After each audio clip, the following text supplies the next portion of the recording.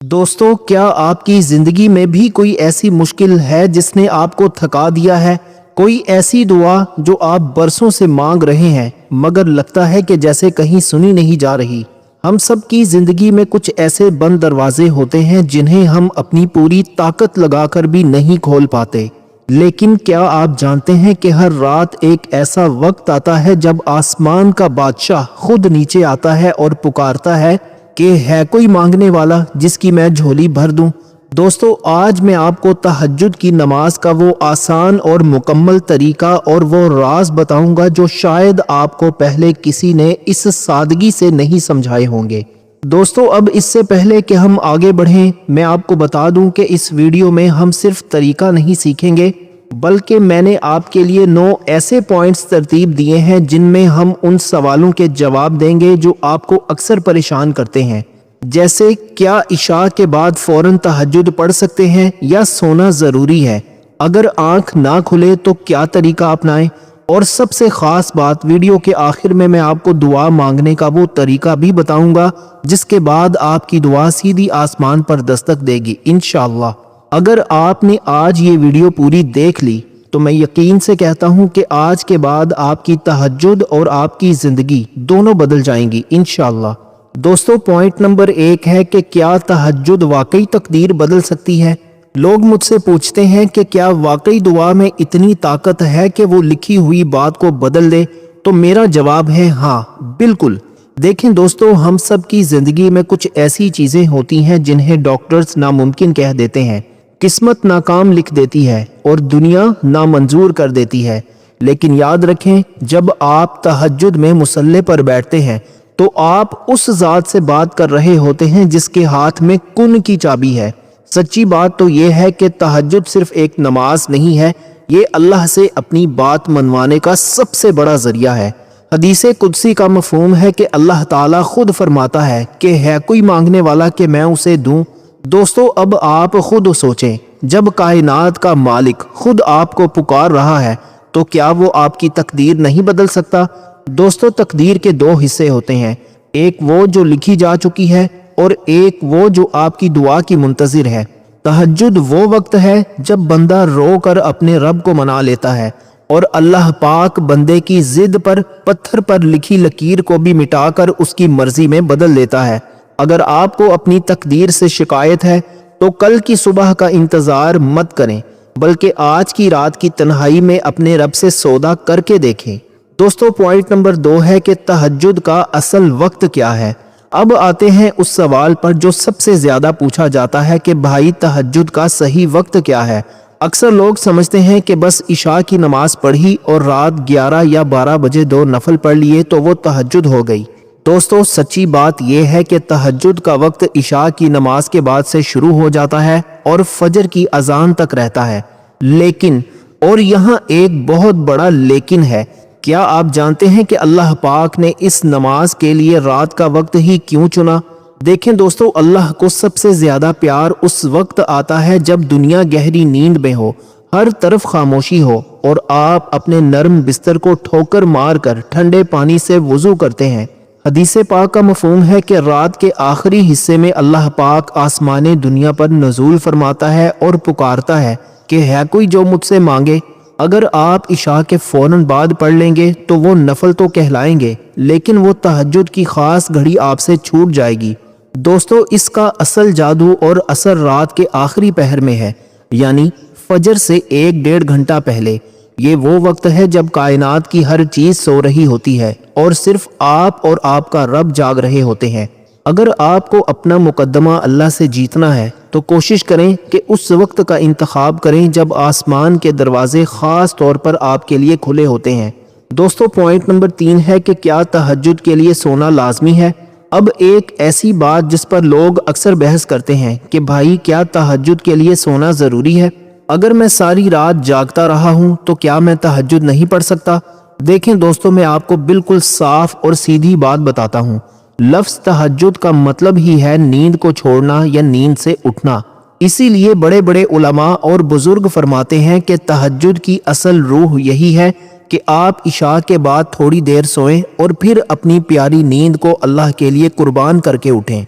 لیکن اب یہاں ایک اہم بات غور سے سن لیں۔ اگر کوئی شخص کسی مجبوری کی وجہ سے یا کام کی وجہ سے یا بیماری کی وجہ سے سو نہیں سکا اور وہ فجر سے پہلے نفل پڑھ لیتا ہے تو کیا اسے ثواب نہیں ملے گا؟ بالکل ملے گا۔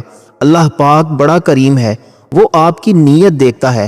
اگر آپ ساری رات جاگ کر بھی اس کے سامنے کھڑے ہو گئے ہیں تو وہ آپ کو خالی ہاتھ نہیں بھیجے گا، مگر یاد رکھیں جو درجہ اور جو نور سو کر اٹھنے والی نماز میں ہے وہ جاگ کر پڑھنے میں نہیں ہے۔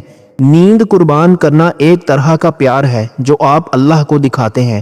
تو خلاصہ کلام یہ ہے کہ اگر آپ سو کر اٹھ سکتے ہیں تو یہی سب سے بہتر اور سنت طریقہ ہے، لیکن اگر کسی وجہ سے نہیں سو پائے تو مایوس نہ ہو، ہاتھ باندھ کر مصلی پر کھڑے ہو جائیں، آپ کا رب آپ کی پکار تب بھی سنے گا۔ دوستو پوائنٹ نمبر 4 ہے کہ نیت کیسے کریں اور کم از کم کتنی رکعت پڑھیں۔ بہت سے لوگ صرف اس لیے تہجد نہیں پڑھ پاتے کیونکہ وہ سمجھتے ہیں کہ اس کا کوئی بہت لمبا چوڑا یا مشکل طریقہ ہوگا۔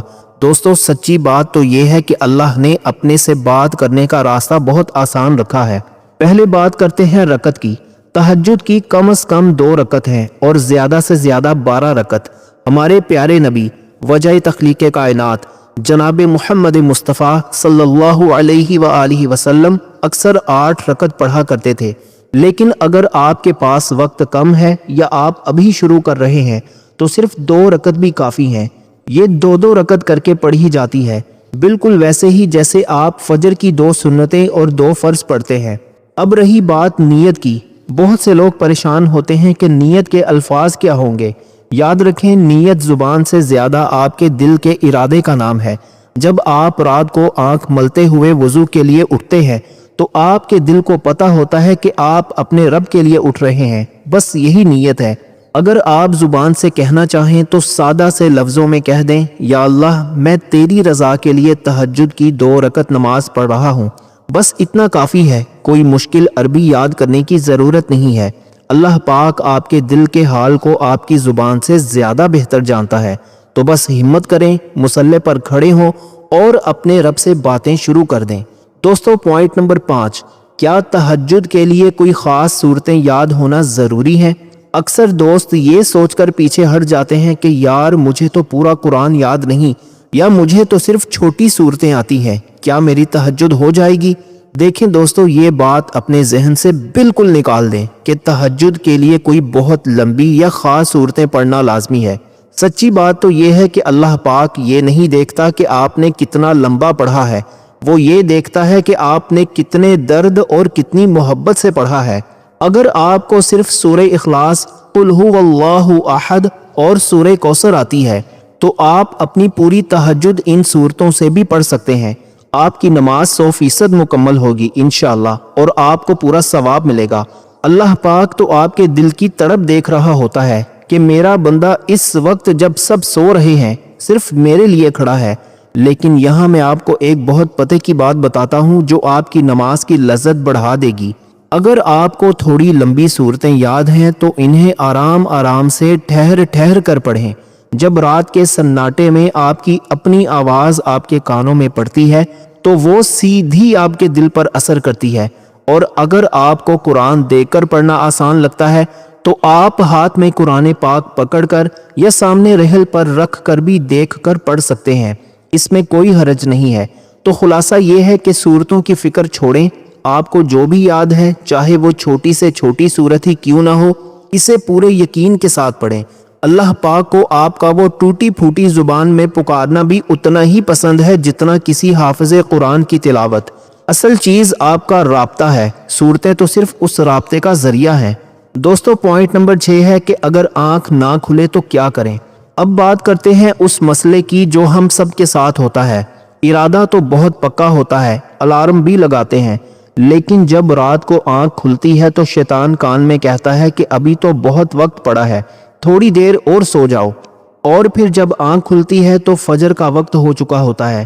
دیکھیں دوستو تہجد کے لیے آنکھ کا نہ کھلنا صرف الارم کا مسئلہ نہیں ہے، یہ آپ کے دماغ اور نیت کا مسئلہ بھی ہے۔ میں آپ کو 3 ایسی سچی اور آزمودہ باتیں بتاتا ہوں جو آپ کو بستر سے اٹھنے پر مجبور کر دیں گی۔ پہلی بات نفسیاتی ٹرک۔ دوستو رات کو سونے سے پہلے اپنے دماغ کو ایک ٹاسک دیں، जैसे अगर सुबह फ्लाइट हो या किसी ज़रूरी काम से निकलना हो तो हमारी आंख अलार्म से पहले ही खुल जाती है ना। बस सोने से पहले अपने आप से ये कहें कि आज मुझे अपने रब से एक बहुत ज़रूरी बात करनी है।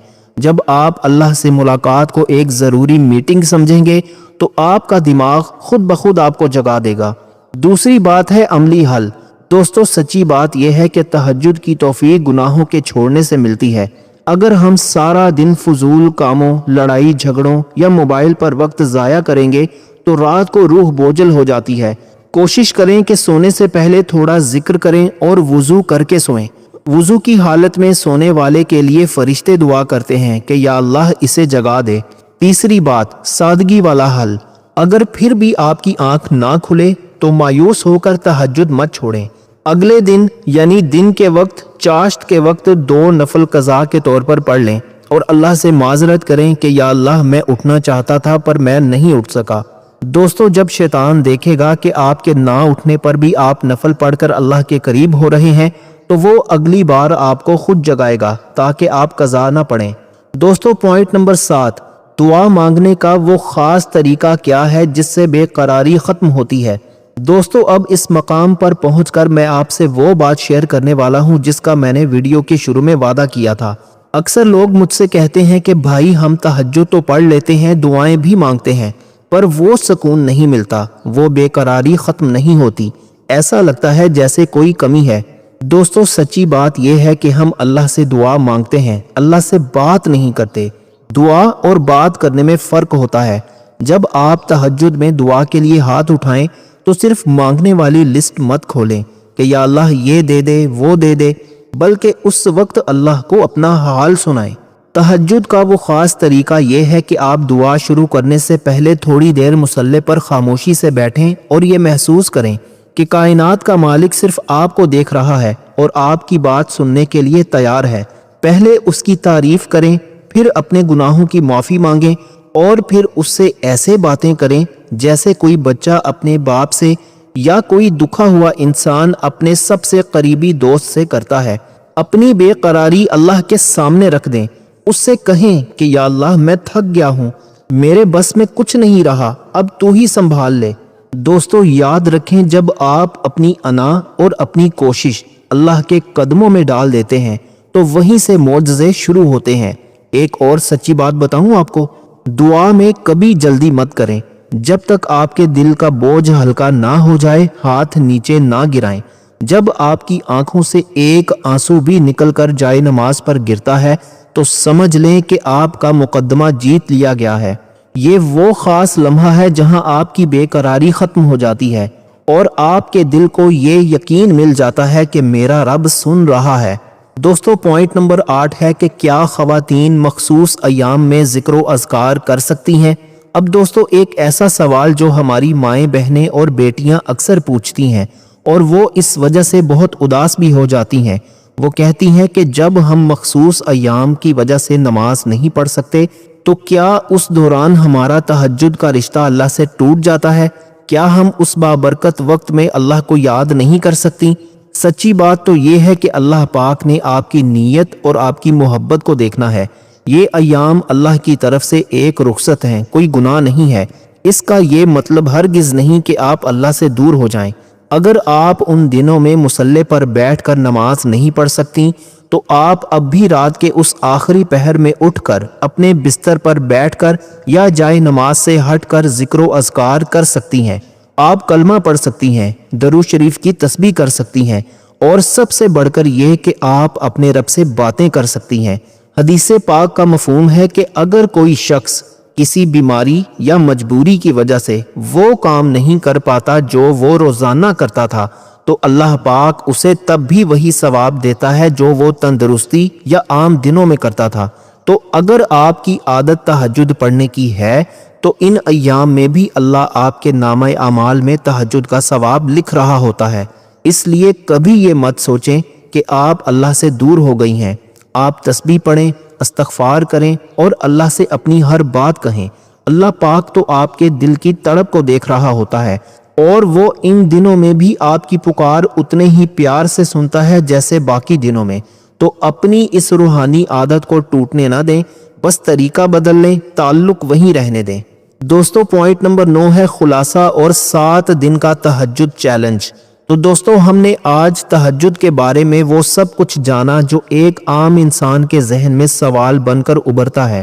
ہم نے وقت کی بات کی، سونے کی شرط پر بات کی اور دعا مانگنے کا وہ خاص طریقہ بھی سیکھا جو دل کو سکون دیتا ہے۔ لیکن علم تب تک فائدہ نہیں دیتا جب تک اس پر عمل نہ کیا جائے۔ آج میں آپ کو ایک ایسی دعوت دے رہا ہوں جو آپ کی زندگی بدل سکتی ہے۔ دوستو میں آپ کو دے رہا ہوں 7 دن کا تہجد چیلنج۔ تو دوستو آج سے شروع کریں۔ اگلے 7 دن تک آپ نے چاہے صرف 2 رکعت ہی کیوں نہ ہو تہجد پڑھنی ہے اور اپنے رب سے جی بھر کر باتیں کرنی ہیں۔ ان 7 دنوں میں آپ نے اپنے اندر جو تبدیلی محسوس کی، جو سکون آپ کو ملا، وہ آپ نے اسی ویڈیو کے نیچے کامنٹ سیکشن میں آ کر شیئر ضرور کرنا ہے۔ سچی بات تو یہ ہے کہ اللہ کسی کو اپنے گھر یا اپنے مصلی پر تب تک نہیں بلاتا جب تک اس کا بلاوا نہ آ جائے۔ اگر آپ آج یہ ویڈیو دیکھ رہے ہیں تو سمجھ لیں کہ اللہ آپ سے بات کرنا چاہتا ہے۔ وہ چاہتا ہے کہ آپ اپنی پریشانیاں اسے سنائیں اور وہ انہیں خوشیوں میں بدل دے۔ تو دوستو کون کون میرے ساتھ اس 7 دن کے چیلنج میں شامل ہو رہا ہے؟ ابھی نیچے کامنٹس میں لکھیں۔ انشاءاللہ آپ کا یہ ایک کامنٹ نہ صرف مجھے حوصلہ دے گا بلکہ کسی اور کے لیے بھی ہمت کا باعث بن سکتا ہے۔ دوستو یاد رکھیں، رات کے اندھیرے میں اٹھنے والے ہی صبح کے اجالوں میں راج کرتے ہیں۔ اللہ ہم سب کو اس خوبصورت عبادت کی توفیق عطا فرمائے، آمین اللہم آمین۔ اللہ تعالی ہم سب کا حامی و ناصر ہو۔ اللہ تعالی آپ سب کو خوش اور آباد رکھے، ہمیشہ ہنستے اور مسکراتے رہیں۔ ملتے ہیں انشاءاللہ ایک اور نئی انٹرسٹنگ ویڈیو کے ساتھ۔ تب تک کے لیے اپنا بہت سارا خیال رکھیے گا اور اپنے اس چینل کا بھی، اپنے بھائی کو بھی اپنی خصوصی دعاؤں اور اپنے دل کے کسی کونے میں ضرور یاد رکھیے گا۔ اللہ حافظ۔